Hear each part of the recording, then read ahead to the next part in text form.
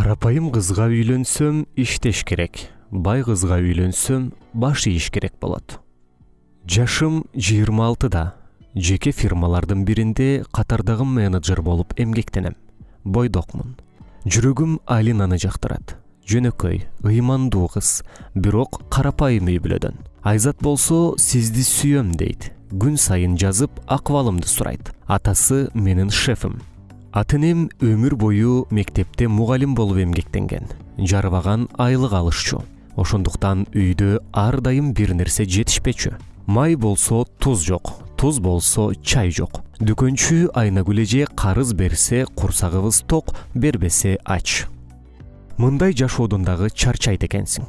Өмүр бою ушинтип жашаймынбы деген ой келгенде кадимкидей денем чымырап кетет. Өзүм канча аракет кылдым, бирок таанышың болбосо бир нерсеге жетишүү кыйын экен. Окуумду бүткөндөн кийин 2 жыл иш издедим. Дипломум кызыл болуп турса дагы диплому жок адамды жумушка алышты. Эртең жумушка чыга бериңиз дегендер кечинде чалып себепсиз баш тартышты.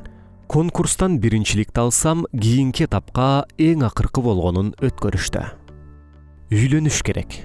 Бирок дагы эле баягы жетишпеген турмушта жашагым келбейт. Алинаны алсам, батирде жашайм. Күнү түнү иштеш керек. Кокус жумушумду жоготсом, көчөдө калабыз. Алинанын тигүү цехинен тапкан акчасы эч нерсеге жетпейт. Айзатка үйлөнсөм, атасы орун басары кылаары анык иш. Айзаттын айтымында шефим кызы турмушка чыкса, батир белек кылаарын айтыптыр. Компания күндөн күнгө өнүгүп жатат. Демек, бутума бат туруп, өзүмдү гана эмес, ата-энемди дагы камсыздоого мүмкүнчүлүк бар. Эмне кылаарымды билбей башым катып олтурат. Билем, сүйбөгөн адамың менен жашоо кыйын, бирок кээде жашаганга мажбур болот экенбиз. Айтыңызчы, кимисине үйлөнсөм?